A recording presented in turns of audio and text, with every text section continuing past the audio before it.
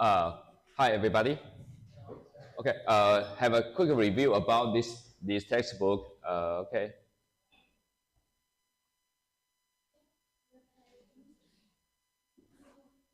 Again, the course is called General Education.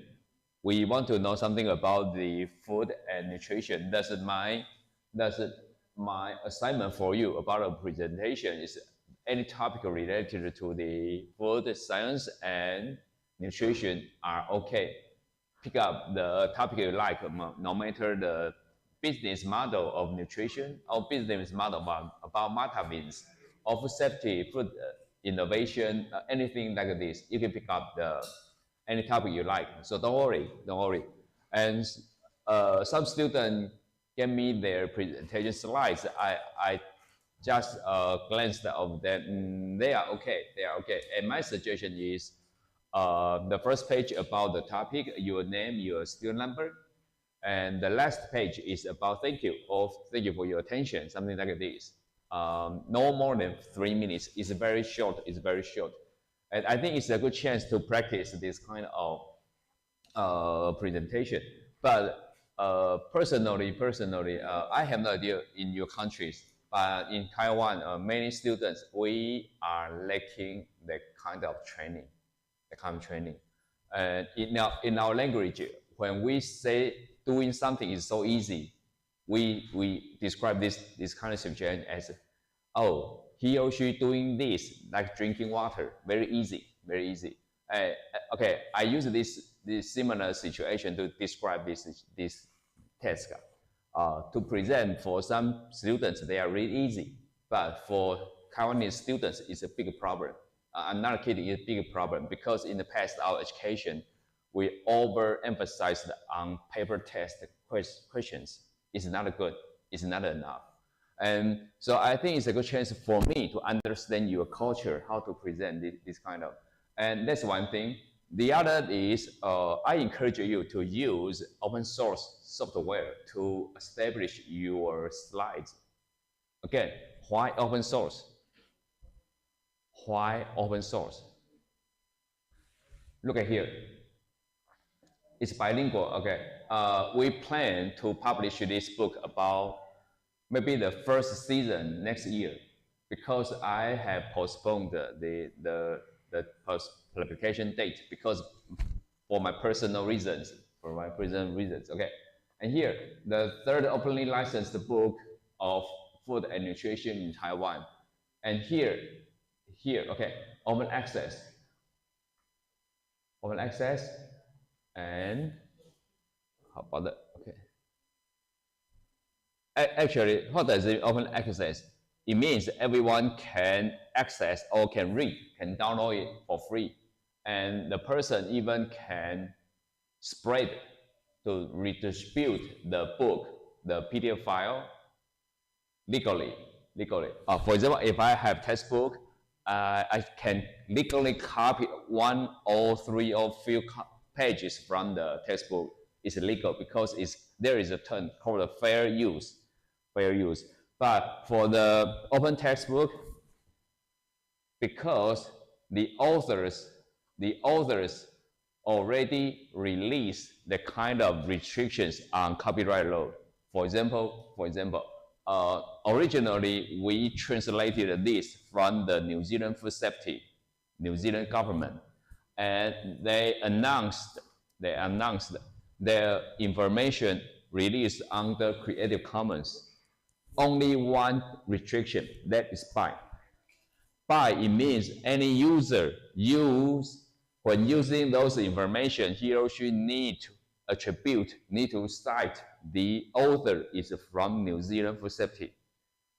Okay, we follow the rules.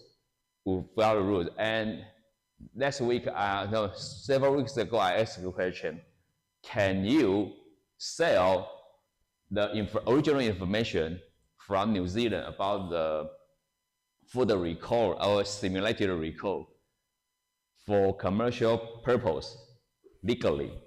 The answer is yes. Because let me have different example. According to the copyright law from the US, I forgot the exact name or exact date. Many information from government are in the public domain, but in the public domain it's not easy to understand the term because domain can be an area, but in our words, in the public domain, we have different terms to describe it. It means not copyrighted. Okay, and so we're going to publish this textbook, and we will not restrict the commercial use for this. In other words, if any chance you got our book, then you can translate it into your language. But I have know about the translation quality that I can guarantee because I don't know your language. Okay, then you can sell it. You don't need to share the benefit with me. You don't need to, because we already released the registration, one of the protection from copyright law. It's very hard to understand, but I don't care. Okay, so why I always emphasize this concept. Okay, and now let's review. Have a few minutes to review this. Then we can switch to next textbook published by Canada. Some campus. Okay.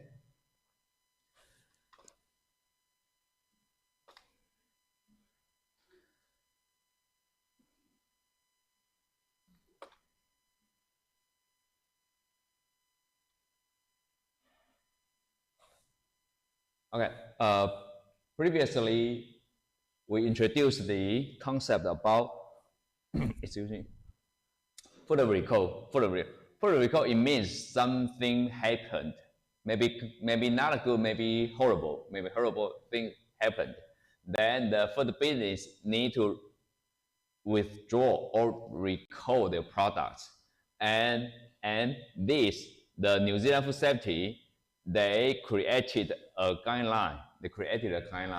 Then that is easier for the business to do the recall. And about 2 years ago, we discovered this great manual, this great guideline. And one student and I started to translate this. Okay, Okay, then there are 6 steps: investigate, inform, assess,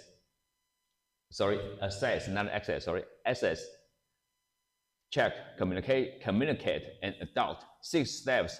I have no idea in your country, but in Taiwan, we are lacking this kind of document, very clear steps and related laws we need to follow. 6 steps like this: investigate, to gather the information, understand the problem, identify affected products, hold any stock still on hand. Don't let them go. Because previously there is a scandal, very dirty scandal in Taiwan about this. Okay, let me find any.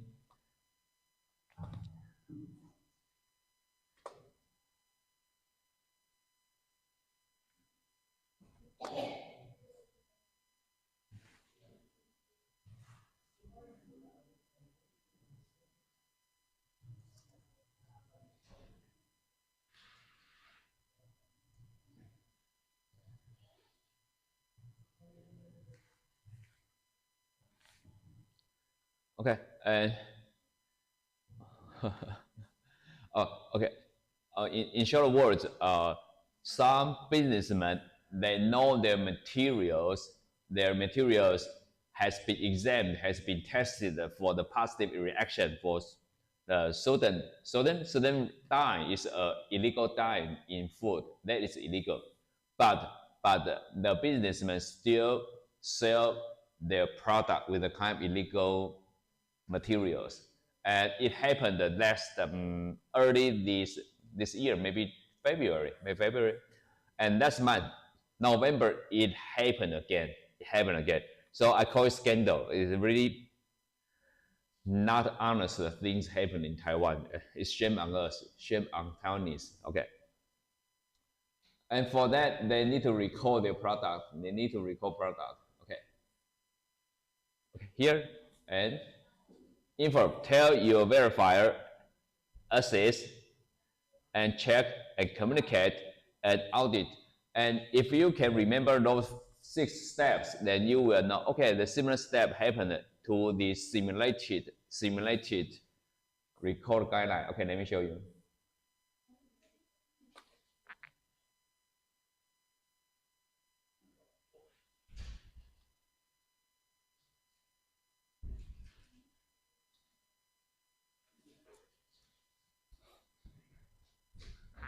Okay, and this similar cover but different issues. This title, the title is called Simulated Record Guidance. What does it mean, simulated?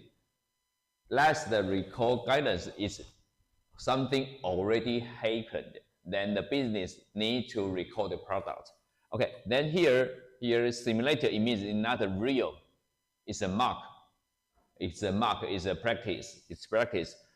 Because business they need to practice just in case of bad things happens.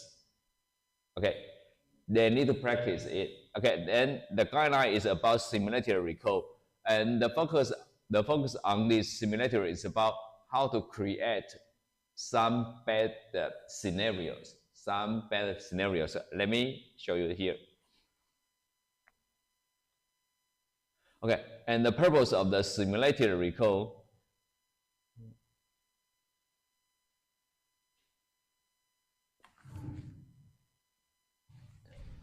is or sometimes called a market record, because actually we prefer to call it market record instead of simulated record, but we respect the New Zealand food safety. They use simulated record. Okay, test the effectiveness of your traceability and record procedures. It involves developing a scenario, carrying out your scenario in a similar way to a genuine food record, then reviewing how effective it was to identify any areas for the improvement. Okay, the purpose is to create a scenario, then conduct the scenario to test the traceability and the record procedure to test whether it works or not. And it has similar steps like this.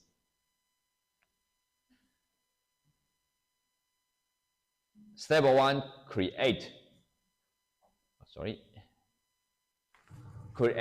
a scenario. Includes 3 steps: pick up a problem, develop backstory, and prepare supporting information. Then the step two, there are 6 subtitles: investigate, inform, assess, check, communicate, audit. The same in the real record procedures.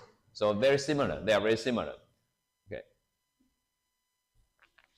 And we also describe some useful information, like pick up a question. Example problems could include an undeclared allergen or foreign matters like glass or some metal pieces mixed in the product.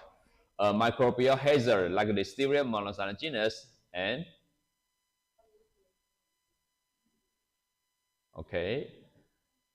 also here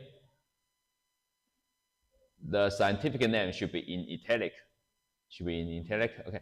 And chemical hazard like histamine in fish, or pesticide, or any heavy metal residue in the food. Okay. Then develop a backstory about the problem. Prepare supporting information. And there are some examples like undeclared allergy, foreign matter, biological hazard, and chemical hazard. Then step 2, work through your scenario of similar 6 steps like in the real record. Like this. Here, investigate, inform, assess, check, communicate, and audit. Okay, and so if you are choosing, I highly recommend that you can select similar issue for your presentation, or you can translate this. You can translate this. Okay. Okay. Let me finish it here. Then move to next.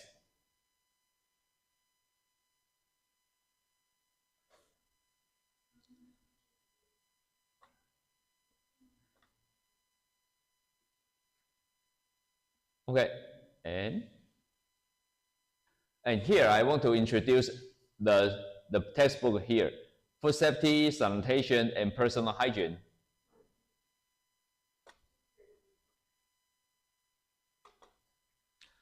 Okay, and as I know, maybe this is the number or top 4, top 5 biggest library about the open textbook. It created by the Canada BC campus. BC campus, a big province, and the book title is Food Safety, Sanitation, and Personal Hygiene. We will pick up some important chapters and explain it.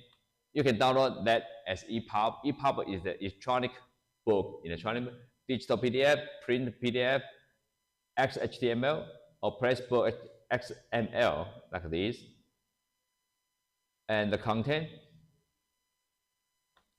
Chapter 1, Food Safety Regulations. Chapter 2, An Approach to Food Safety. Chapter 3, Causes of Foodborne Illness. Chapter 4, Preventing Foodborne Illness. Chapter 5, Receiving Practice. Chapter 6, Storage Temperature and Procedures. Chapter 7, Food Rotation, Developing a Food Safety Plan, Workplace Sanitation, Key Takeaways and Activities. So let's move to the chapter 1. Just take a look at this. Okay, in British Columbia, the food premises regulation. Premises for you students, maybe you have no problem to read this, but for Taiwanese, we always confused about this. Why? Because the premises means the building, the hardware, the location.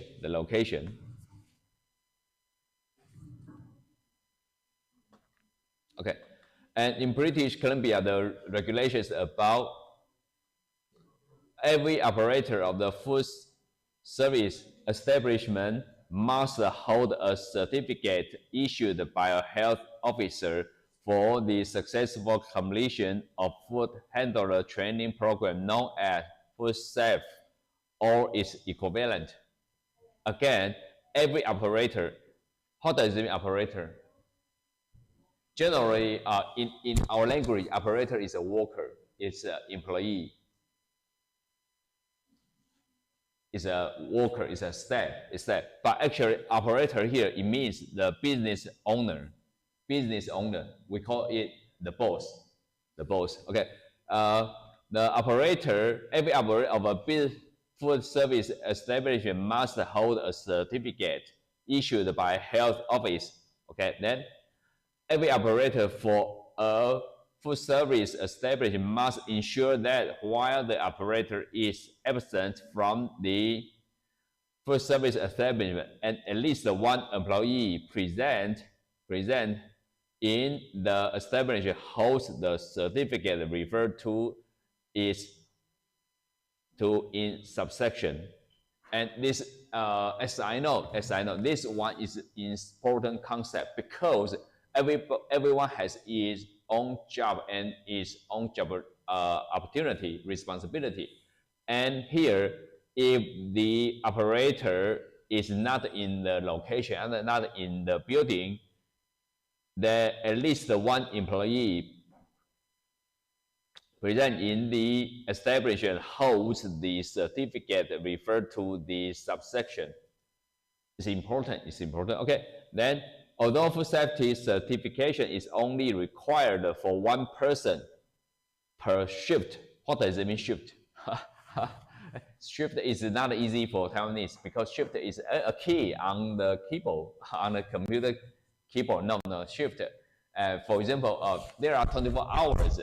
If the 24 hours, every hour, every 8 hour, there are different working group. For example, from 8 p.m. until 4 p.m., 8 a.m. 4 p.m., 4 p.m. until midnight, midnight until next 8 a.m. That is called a shift, three shift. A food safety certificate is recognized by many employees, employers as a valuable and necessary employee qualification and industry best practice for all people handling food. Again, for the operator, okay, that's one. But for other workers, they need to get the employees qualification for industry best practice. Okay, then next. Okay, food safety level 1 BC is provincial food safety course that is available in 3 ways: face-to-face, online, or through distance education correspondence. And in order to obtain a food safety level 1 certificate, you must take a course through an approved training provider and pass the exam. In Taiwan, we have similar situation. I think we learned the education training from the Western world, which consists of 15 multiple choice questions. A minimum score of 70% is required to pass the exam. Once you have successfully completed both course and the exam, you will be registered in the BC Center for Disease database, receive a food safety certificate. Again, after the person finishes the course and pass the exams, he or she will get a certificate and will be registered in the BC. Similar situation in Taiwan. And in the future, if you are interested in learning food safety, you can go to the tourism department, or come to our department. I serve in the department about nutrition and health sciences. We are welcome to us to take the food safety courses. And next, all food safety level 1 certificates have a 5-year expiry date. Once your certificate expires, you must take a refresher course. Refresher, I like this term. In our language, we call it retraining or re-education. But I like the term refresher course. It means the person or the group of person already learned the kind of skills or knowledge, but they need to retrain again, got a retraining again. I heard about a story in the US. Every nurse, they need to get the refresher courses every year. I have no idea about that, but I heard about the story. And in Taiwan, similarly, dietitians and nurses and doctors, they need to get the refresher courses every year, or every 2 years. Okay, every 2 years. Okay, for those supervisory positions, the food safety level 2 course offers train the management of the food safety and food safety systems. Okay, more information about the food safety certification as well as other equivalent food safety certificates can be found here. Okay, let's check out this website. Okay, let me copy and paste it to you.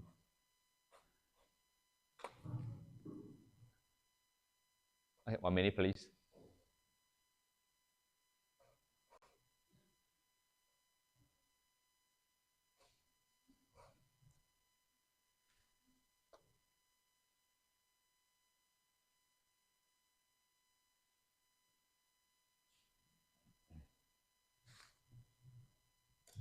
Okay, I already passed it on our line group.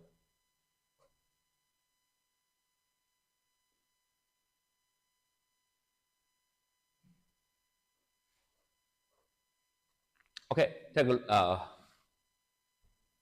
have a quick look of this.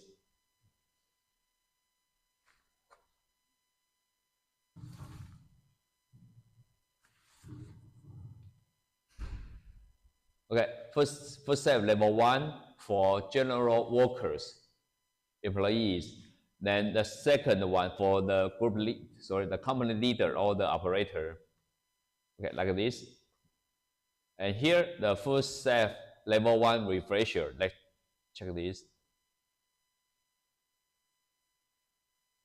Oh, you can look at something like this, something like this.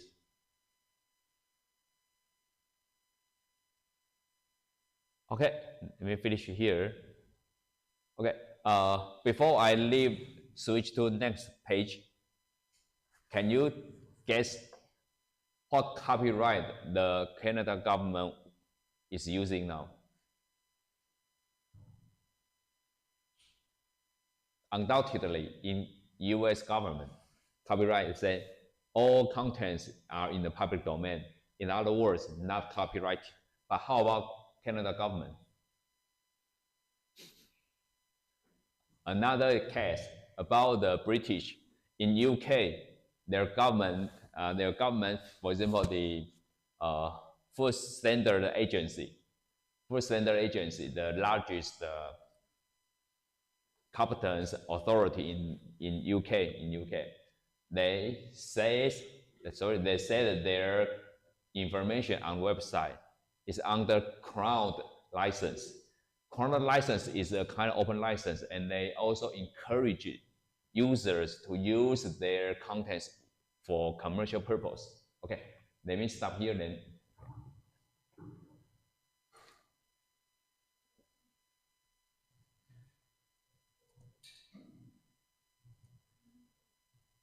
Okay,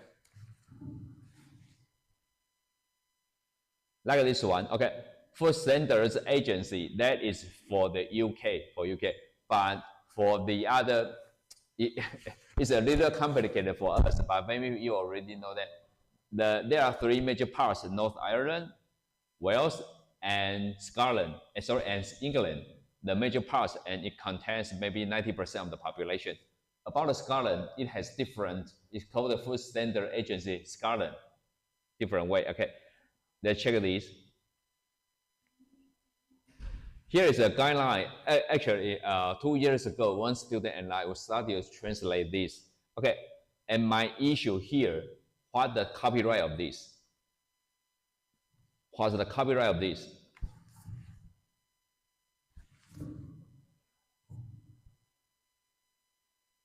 Copyright, click it.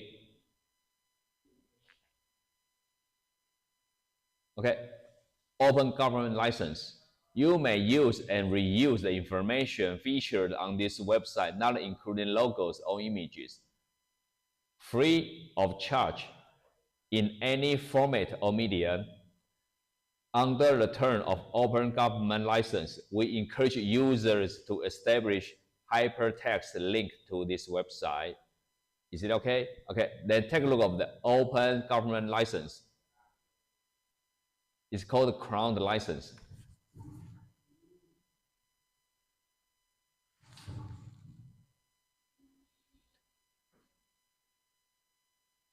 Use copyright and database right materials expressly made available under this license. The information indicate your acceptance of the terms and conditions like this. You are free to copy, publish, distribute, and transmit the information, adapt the information.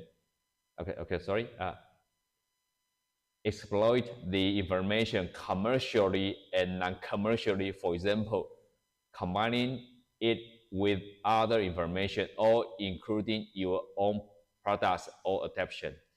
But you must acknowledge the source of information from the Food Standards Agency from UK in your products or applications by including the link in any attribution statement specified by the information provided like this. Okay, again, so I didn't lie. Okay, then go back to the Canada. And that is here.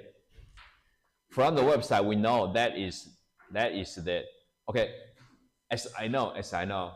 Previously, I checked the copyright of the Canada government. Unfortunately.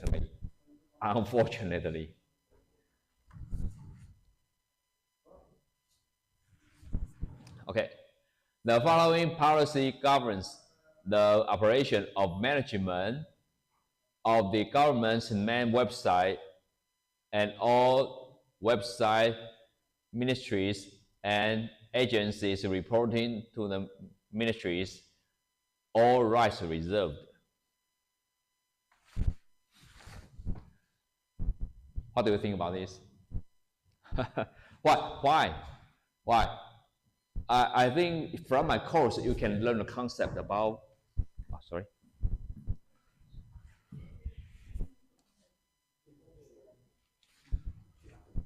At least from my course you can know the concept of free license and open materials. But as I know, the government from Japan, from UK, undoubtedly including the US, and recently Taiwan, the government announced the contents from their website are not copyrighted. But in Canada, sorry, all rights reserved. That is not smart. Okay, let's move back to the here. Okay. Thus, about the food safety regulations in Canada, the food safety training course 1, level 2, like this. Okay, and chapter 2, an approach for food safety.